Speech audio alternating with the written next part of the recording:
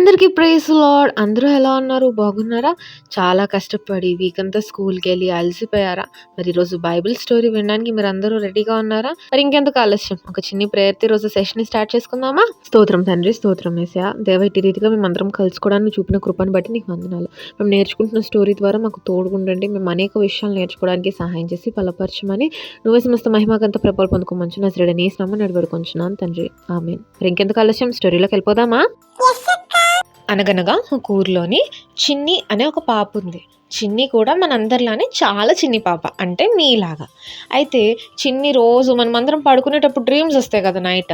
అలానే చిన్ని కూడా రోజు పడుకునేటప్పుడు తనకి చాలా డిఫరెంట్ డ్రీమ్స్ వస్తే అవి వెళ్ళి వాళ్ళ మమ్మీకి షేర్ చేసుకున్నాయి. ఒకరోజు తనకి టాయ్ హౌస్ దొరికినట్టు, లేకపోతే ఒకరోజు బార్బీ డాల్ వాళ్ళ డాడీ గిఫ్ట్గా ఇచ్చినట్టు, ఇలాగ చాలా డ్రీమ్స్ పడుతూ ఉండేవన్నమాట. అన్నీ వాళ్ళ మమ్మీకి చెప్పేదన్నమాట. తనకి ఒక హ్యాబిట్ అనమాట. తనకి ఏమి కల పడ్డా తను వెళ్ళి వాళ్ళ మమ్మీకి షేర్ చేసుకునేది. అయితే అదే హ్యాబిట్తోని ఒకరోజు హాలిడే రోజు తను మార్నింగ్ పడుకున్నప్పుడు తనకు ఒక కల పడ్డది. ఆ కలలో నుంచి ఉలిక్కి పడి లేసి పరిగెత్తుకుంటూ మమ్మీ ఏం చేస్తుందా అని కిచెన్లోకి తొంగి చూస్తే మమ్మీ కుకింగ్ చేస్తుంది అనమాట. ఓకేలే అని చెప్పి మమ్మీ దగ్గరికి మెల్లగా వెళ్ళి గుడ్ మార్నింగ్ మమ్మీ అని చెప్పినప్పుడు వాళ్ళ మమ్మీ కూడా గుడ్ మార్నింగ్ చిన్ని, ఏంటి ఏం కావాలి బ్రేక్ఫాస్ట్కి చెప్పు అని అన్నప్పుడు, లేదు మమ్మీ, ఫస్ట్ నాకు ఈరోజు ఒక కల పడ్డది, అది నీతో షేర్ చేసుకోవచ్చా అని అంటే వాళ్ళ మమ్మీ అంటే ఓకే షేర్ చేసుకో అని అన్నప్పుడు, ఇగో మమ్మీ నాకు ఒక కల పడ్డది, అదేంటంటే మనం అందరము ట్రైన్లో ట్రావెల్ చేసినట్టు కలబడ్డది. నువ్వు, నేను, డాడీ, తమ్ముడు, మనం నలుగురం కూడా మనం ఎక్కడికో వెళ్తున్నాం, అది కూడా ట్రైన్లో వెళ్తున్నాం మమ్మీ. ఆ ట్రైన్లో ఎక్కినప్పుడు నాకు ఎంత హ్యాపీగా అనిపించిందో తెలుసా, కానీ దాని సౌండ్ ఉందే నాకు అస్సలు నచ్చలేదు మమ్మీ. దాని సౌండ్ నన్ను చాలా భయపెట్టేసింది, దాని సౌండ్ వల్ల నేను చాలా భయపడిపోయాను మమ్మీ అని అన్నప్పుడు, అవునా చిన్ని, ఈసారి అమ్మమ్మ ఇంటికి వెళ్ళేటప్పుడు మనం ట్రైన్లోనే వెళ్దాంలే, నువ్వేం వరీ కాకు ఓకేనా అని అన్నప్పుడు, ఓకే మమ్మీ నాకు చాలా ఎగ్జైటెడ్గా ఉన్నా నేను అని చెప్పి తన ఎగ్జైట్మెంట్ అంతా కూడా తను ఎంత ఎగ్జైటెడ్గా ఉందో వాళ్ళ మమ్మీకి షేర్ చేసుకుంటుంది అనమాట. అంటే తను ఎప్పుడు కూడా ట్రైన్లో ట్రావెల్ చేయలేదన్నమాట. అందుకే తను అంతగా ఓవర్ రియాక్ట్ లేకపోతే ఎగ్జైట్ అవుతుందన్నమాట. అయితే వాళ్ళ చిన్నికి ఒక క్వశ్చన్ వస్తుంది అనమాట. అదేంటంటే ట్రైన్ ఎందుకు అంతలా సౌండ్ చేస్తుంది, ఎందుకు అంతలాగా నాయిస్ వస్తుంది అది స్టార్ట్ అయినప్పుడు అని చెప్పి తనకి క్వశ్చన్ వస్తే తను ఆ క్వశ్చన్కి మమ్మీకి చెప్తుంది అనమాట. మమ్మీ, అసలు ట్రైన్ ట్రావెల్ చేసినప్పుడు స్టార్ట్ అయినప్పుడు ఎందుకంత చాలా చిరాకు భయపెట్టించే నాయిస్ వస్తుంది మమ్మీ, ఎందుకు సౌండ్ వస్తుంది అని అన్నప్పుడు వాళ్ళ మమ్మీ అంటది, ఆ సౌండ్ ఎందుకు వస్తుందో నాకు తెలియదు కానీ అమ్మ, కానీ దీనికి సంబంధించిన స్టోరీ అయితే ఒకటి ఉంది, అది నీకు చెప్తాను వింటావా అని అన్నప్పుడు, వింటాను మమ్మీ అని చెప్పి మమ్మీ బ్రేక్ఫాస్ట్ ప్రిపేర్ చేస్తుండగానే చిన్ని అలా పక్కన నుంచొని వింటుంది అనమాట. అనగనగా ఒక ఊర్లోని ఒక తాతయ్య ఉన్నారు. ఆ తాతయ్య ఆ ట్రైన్లోని ప్రయాణం చేద్దామని ఒకనొక టైంలోని రాత్రిపూట ఆ తాతయ్య గారు మరి ఆ ట్రైన్లోని ప్రయాణం చేస్తూ ఉన్నారు. ఆ తాతయ్య గారు భోజనం చేశారు. తర్వాత నైట్ అయినప్పుడు మనం అందరం ఏం చేస్తాం, పడుకుంటాం కదా. అలానే తాతయ్య గారు కూడా బర్త్ తీసుకొని మరి పడుకున్నారనమాట. సడన్గా ఏమైందో ఆయనకు తెలియదు కానీ ఉలిక్కి పడి లేచి అక్కడున్న అలారం చైన్ని పట్టి గట్టిగా లాగుతారనమాట. ఒకేసారి ట్రైన్ సడన్గా స్టాప్ చేస్తే ఏమవుతుంది చెప్పండి? ఒకేసారి లాగినప్పుడు సడన్ బ్రేక్ అయినప్పుడు ఏమవుతుంది, అందరూ పడ్డము, ఒకేసారి ఆ మూమెంట్ ఆగిపోయినప్పుడు మనం తప్పకుండా ముందుకు వెనకాలకో పడిపోతాం కదా. అందరూ కూడా వాళ్ళ బర్తుల నుంచి కొంతమంది కింద పడ్డారు, కొంతమంది మెలకు వచ్చేసింది, వాళ్ళు సడన్గా ట్రైన్ ఎందుకు స్టాప్ అయిందని అందరూ ఏమైంది ఏమైంది ఎవరు ఆపారు అని చూసేలోపు ఈ ముసలి తాతగారు ఆపారనమాట.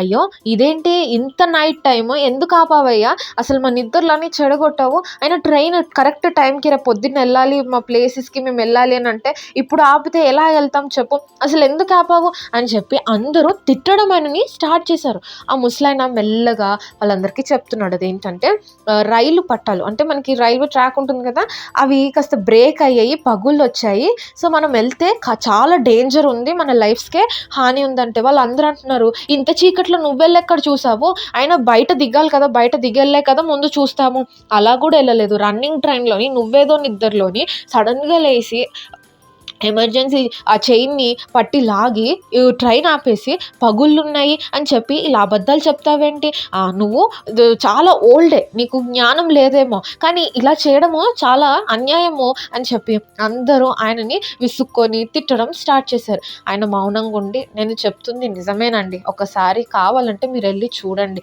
ఈరోజు నేను మీ ప్రాణాలందరినీ రక్షించాను, నిజం చెప్తున్నాను అని అంటే అందరూ టార్చ్ లైట్స్ పట్టుకొని ఫోన్లో లైట్స్ ఆన్ చేసుకొని అందరూ ట్రాక్ బయటకెళ్ళి ట్రాక్‌ని అబ్జర్వ్ చేయడం స్టార్ట్ చేస్తే కొంత దూరంలోని ఆ ట్రాక్స్ అన్నీ కూడా పగుళ్ళొచ్చేసి కాస్త అటు ఇటుగా బ్రేక్ అయిపోయి ఉన్నాయన్నమాట. ఇవన్నీ చూసినప్పుడు వాళ్ళందరూ కూడా ప్యాసింజర్స్ చాలా అవాక్కయ్యారు. ఇదేంటి నిజంగా ఈయన చెప్పినట్టు అయింది. ఈయన బయటకొచ్చి చూడలేదు. ఇంత చీకట్లో కూడా ఇంత మనకి లైట్‌లేసుకొని చూస్తే గాని కనబడలేదు అని చెప్పి లోపలికొచ్చి ఆయనకి చాలా థాంక్స్ చెప్పి, నిజంగా అండి ఈరోజు గనక మీరు ఆపకపోయి ఉండుంటే ఎంతమంది ప్రాణాల్లో నష్టం అంటే చనిపోయేవాళ్ళము. కానీ మీరు మమ్మల్ని రక్షించారు. థాంక్ యూ సో మచ్ అని అందరూ ఆయనకి థాంక్ యూ చెప్పారు. ఆయన ఎలా గ్రహించారు అని వాళ్ళు అడిగినప్పుడు ఆ తాతగారు అన్నారు, శబ్దాన్ని బట్టి. ఇగో ఆ పగుళ్ళున్నాయి కదా! అందుకే ఆ ట్రైన్ శబ్దం డిఫరెంట్‌గా మారింది. ఆ శబ్దాన్ని విని నేను అక్కడ పగుళ్ళున్నాయని నేను ఇది చేశాను, ఐడెంటిఫై చేశాను అని చెప్పినప్పుడు అందరూ కూడా నిజంగా మీరు ముస్లిం వాళ్ళే కానీ మాకంటే ఎంతో జ్ఞానవంతులు, మాకంటే మీరు ఎంతో అలర్ట్‌గా నిద్రలో కూడా మీరు అలర్ట్‌గా ఉన్నారు, మెలకువ కలిగి ఉన్నారు. మీరు చక్కగా రికగ్నైజ్ చేసుకోగలిగారు అక్కడ ఒక ఇది ఉంది, మిస్టేక్ ఉంది, మన ప్రాణాలకి ఒక అపాయం ఉంది అని చెప్పి. అందరూ ఆ తాతగారిని అప్రిషియేట్ చేస్తారనమాట. ఇదే స్టోరీని చిన్నికి చెప్పినప్పుడు, అమ్మ శబ్దంలో కూడా ఇంత తేడా ఉంటదనంటే, ఆ శబ్దంలో తేడా ఉంటదో లేదో నాకు తెలీదు కానీ ఆయన ఆ యొక్క ట్రైన్ మామూలుగా నడిచేటప్పుడు ఆ శబ్దం ఎలా ఉంటుందో, ఆ కొంత దూరంలో పగుళ్ళు ఉండడాన్ని బట్టి దాని యొక్క సౌండ్ మారినప్పుడు ఆయన దాన్ని ఎలా వెంటనే తెలుసుకున్నాడో చూసావా? ఎంత అలర్ట్‌గా ఉన్నాడో ఆయన చూసావా? ఎంత మెలకువ కలిగి ఒక్క మాటలో చెప్పాలంటే ఎంత ఏకాగ్రతతోని, ఎంత కాన్సంట్రేషన్‌గా ఆయన పడుకుంటున్నా కానీ ఆయన చెవులు ఆ యొక్క ట్రైన్ శబ్దం మీదనే ఉన్నాయి. మనం కూడా అలానే ఉండాలి నాన్న. తాతగారి నుంచి మనం అది నేర్చుకోవాలి అని వాళ్ళ అమ్మ చిన్నికి చెప్తారనమాట. చిన్ని కూడా చాలా విషయాలు నేర్చుకుంది. ఇన్‌ఫాక్ట్ చెప్పాలంటే మనం గూడా ఈ స్టోరీ ద్వారా చాలా విషయాలు నేర్చుకున్నాం కదా! ఏంటి ఒక శబ్దంతోనే నిజంగా అలా గెస్ చేసి మనం ఒక అపాయాన్ని తప్పించుకోవచ్చా? అంత అలర్ట్‌గా ఆ తాతయ్య గారు అంత ఏజ్‌లోని ఎలా ఉండగలిగారు? నిజంగా ఇవన్నీ చాలా ఆశ్చర్యం కలిగించే క్వెషన్స్. అలానే చాలా విషయాలు ఈరోజు మనం స్టోరీ ద్వారా నేర్చుకున్నాం. అలానే మన స్పిరిచువల్ లైఫ్‌లో కూడా ఈ స్టోరీని ఒకసారి మనము కనెక్ట్ చేసుకోవాలన్న. ఆ తాతయ్య గారు ఎంత అలర్ట్‌గా ఉన్నారు, ఎంత మెలకువగా ఉన్నారు. పడుకుంటున్నప్పటికీ కూడా ఆయన చెవులు ఆ శబ్దము మీదే ఉన్నాయి కదా! అలానే మనం కూడా ఈరోజు మన యొక్క దృష్టిని, మన యొక్క కాన్సంట్రేషన్‌ని దేవుడి మీద పెట్టాలి. దేవుని రాకడ అతి సమీపంగా ఉంది. అది మనం గుర్తుపెట్టుకోవాలి. ఈరోజు ఆయన రాకడికి మనము సిద్ధపడుతున్నామా? సిద్ధపాటు అంటే ఏంటో తెలుసా? మెలకువ కలిగి మనము ప్రార్థన చేయడము, నిరంతరము ఎడతెగక ప్రార్థన చేయడము, వాక్యము చదవటం. ఈరోజు చాలామంది దేవుడు ఎప్పుడో వస్తాడులేండి అని చాలామంది దీన్ని చాలా లైట్ తీసుకుంటున్నారనే విషయాన్ని. కానీ దేవుని రాకడ అతి సమీపంలోనే ఉంది.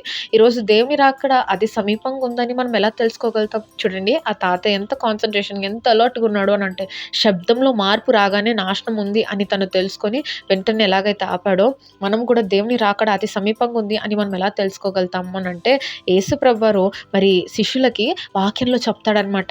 అదేంటంటే నా రాకడ దేవుని రాకడ సమీపంగా ఉన్నప్పుడు కొన్ని సూచనలు జరుగుతాయి. చాలా భయంకరమైన తెగులు వస్తాయి. చాలా శ్రమలు ఉంటాయి. చాలా యుద్ధాలు జరుగుతాయి. ఇలా అనేకమైన సూచనలు జరుగుతాయి. ఈ నేటి కాలంలో కూడా అనేకమైన యుద్ధాలు, అనేకమైన యాక్సిడెంట్స్, అనేకమైన మరణాలు, అనేకమైనవి మనం మన కళ్ళారా చూస్తున్నాం కదా నాన్న! ఇవన్నీ కూడా ఆయన రాకడ వస్తుంది అన్నదానికి సూచన. ఎప్పుడు వస్తుందో మనకి తెలీదు కానీ మనము చాలా జాగ్రత్తగా, మెలకువగా ఆ తాతయ్య గారు ఎలా మెలకువగా ఉన్నారో మనము కూడా మెలుకువ కలిగి ఉండాలి. మెలుకువ కలిగి ఉండాలి అనంటే స్పిరిట్‌లోని మనము ప్రేయర్ చేయాలి. వాక్యం చదవాలి. ఆయనకు సమీపంగా ఉండాలి. మనము ప్రిపేర్డ్‌గా ఉండాలి. అది మనము చేయాలి. కాబట్టి ఇంకోటేంటంటే దేవుని రాకడ ఎలా వస్తుందో తెలుసా? ఒక దొంగ మన ఇంట్లోకి వచ్చినప్పుడు ఎలాగొస్తాడు? చెప్పి వస్తాడా? లేదు కదా! చాలా సైలెంట్‌గా వస్తాడు కదా! మనం ఏం చేయాలి? మనము చేయవలసిన ప్రిపరేషన్ చేయాలి. అంటే ఒక దొంగ ఎంత సైలెంట్‌గా అయితే వస్తాడో దేవుడు కూడా అంతే సైలెంట్‌గానే రాకడొస్తాడు. కాబట్టి ఎప్పుడు వస్తారో మనకి తెలీదు కాబట్టి ఎప్పుడు నిరంతరము ఆయనతో పాటు ఉండాలి.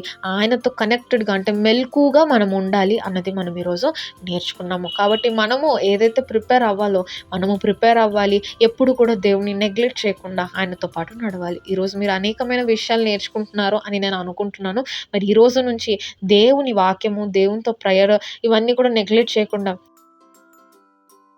మరి ఈ రోజు నుంచి మీరు ఆయనతో పాటు కాన్సన్ట్రేషన్గా ఆయన మీద ఫోకస్ పెట్టి నడవగలుగుతారా? మన గురి అంతా కూడా దేవుడి మీదే ఉండాలి. అది గుర్తుపెట్టుకోండి. లోకంలో మీ స్నేహితులై ఉండొచ్చు, మీరు జీవిస్తున్న జీవన విధానము, మీ చుట్టుపక్కల ఉన్న ఫ్రెండ్స్ సర్కిల్ అయి ఉండొచ్చు. అనేకమైన పాపాలు ఈరోజు ఈ లోకంలో ఎంతో భయంకరంగా ఉంది నాన్న లోకము.